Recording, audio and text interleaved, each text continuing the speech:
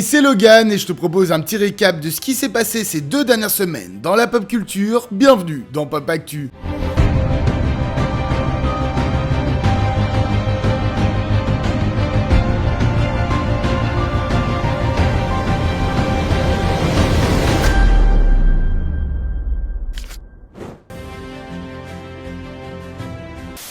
Vous m'avez entendu dire dès ce 1er janvier que j'étais énervé suite au rachat de Warner Bros par Netflix, et visiblement, mes prières ont été entendues. Pour reprendre le tout, on le savait, ça avait été annoncé partout, Netflix avait racheté Warner Bros. Sauf que le deal n'était pas encore clos, car il devait être évalué par les cours américaines, etc. Pendant ce délai, Paramount a envoyé des contre-offres toutes les semaines, a saisi la cour américaine, a été chialé chez Trump pour les racheter. Alors il était possible de casser le deal entre Warner et Netflix si Warner préférait la nouvelle offre et que Paramount payait presque 3 milliards à Netflix directement. Et c'est ce qu'ils ont fait. Ils ont proposé une offre à 111 milliards, bien au-dessus des 83 de Netflix. Le géant du streaming n'a pas voulu continuer d'enchérir, et en vrai on les comprend. Bon, le reste c'est des termes juridiques, c'est de l'argent qui part un petit peu à droite à gauche, aux actionnaires, etc.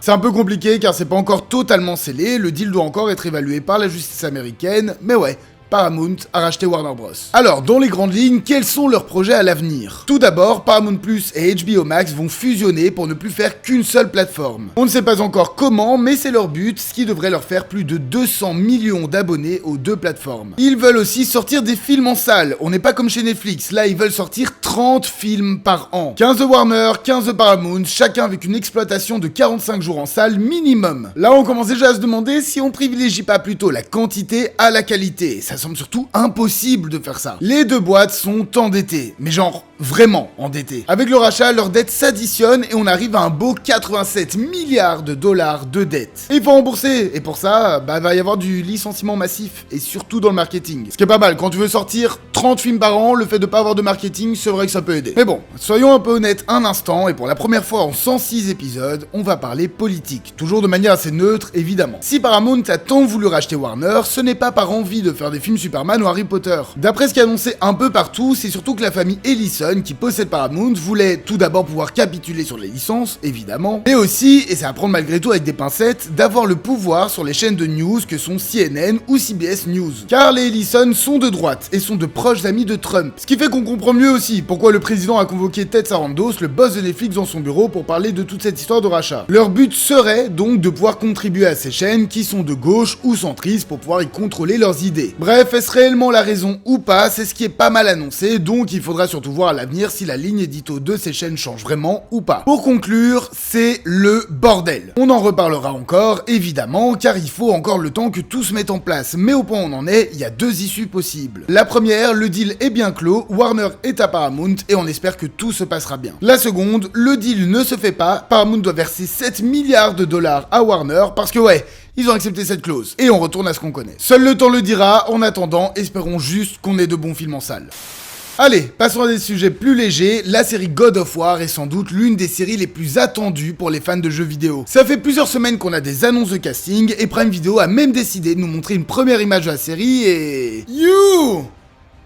c'est pas beau, c'est pas beau. Rien ne va, c'est lisse, on dirait de l'IA, la barbe de Kratos ressemble pas à la barbe de Ryan Hurst lors de l'annonce, bref, il y a plein de choses qui sont pas ouf. Évidemment, les réactions ne sont pas fait attendre. Les gens crient au scandale, et c'est le principal intéressé qui revient mettre un petit peu d'ordre dessus. Car Ryan Hurst n'a pas repartagé la photo, mais a cependant laissé un petit message en disant « Ne croyez pas tout ce que vous voyez sur le net, les enfants ». En bref, Prime Video jouerait peut-être un coup de maître niveau marketing. Ils savent que les attentes sont hautes, alors ils pourraient balancer une photo en IA pas ouf pour pouvoir dévoiler leurs vraies photos plus tard. Il faudra encore patienter pour voir si cela s'avère être vrai ou pas.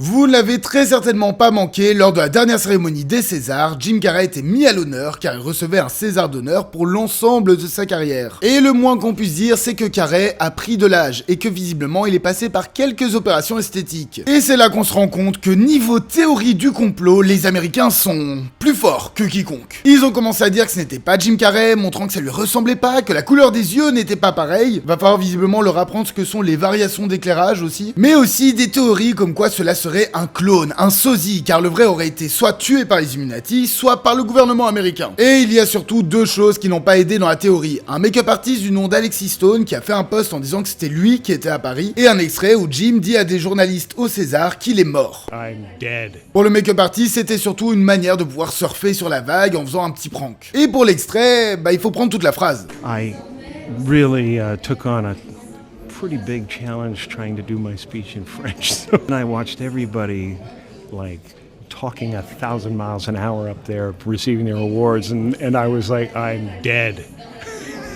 Son « je suis mort », c'était plutôt pour dire qu'il était foutu quand il devait parler français. L'Académie des Césars et l'attaché de presse de l'acteur ont bien confirmé que c'était bel et bien Jim Carrey qui était sur place. Bref, quand on n'accepte pas que son enfance vieillit, on cherche parfois du réconfort dans des théories un petit peu loufoques. Une première affiche et bande-annonce pour Mortal Kombat 2 ont été dévoilées. Malgré les mauvais retours du 7ème volet, Scream 8 est déjà en projet. Une nouvelle image du reboot de Malcolm a été dévoilée. Un nouveau film G.I. Joe est en projet. Paramount a embauché 2 scénaristes qui vont écrire 2 scénarios différents et le studio les mélangera pour ne faire qu'un film. C'est la pire idée que j'ai jamais entendue. Un film live-action Astro Boy est en projet chez Sony. Drew Goddard a annoncé que Matrix 5 est toujours en projet et qu'il écrit le scénario en ce moment. L'animation de Toy Story 5 est terminée. Cillian Murphy a démenti les rumeurs qui disaient qu'il jouerait Voldemort dans la série Harry Potter. Une première bande-annonce pour Scary Movie 6 a été dévoilée. Sonic 4 a commencé son tournage. Un film Game of Thrones est officiellement en développement. Beau Willimon, le scénariste d'Andor, le scénarisera. Maisie Stella et Tatum Grace Hopkins joueront Chloé et Max dans la série Life is Strange. Une première affiche a d'ailleurs été dévoilée. Une première image de la série La Petite Maison dans la Prairie a été dévoilée. Netflix l'a déjà renouvelée pour une seconde saison. De nouvelles affiches et bandes-annonces pour la dernière saison de The Boys ont été dévoilées. Le calendrier de sortie des épisodes a également été diffusé. Ubisoft a enfin officialisé le remake d'Assassin's Creed Black Flag avec une première image officielle. La première bande-annonce de Lanterns a été diffusée. La 5ème saison de The Bear sera la dernière. De nouvelles images pour The Mandalorian et Grogu ont été dévoilées. Xbox a annoncé sa prochaine génération de consoles sous le nom de Projet Helix. Et pour finir, Monster Company 3 est officiellement en développement chez Pixar.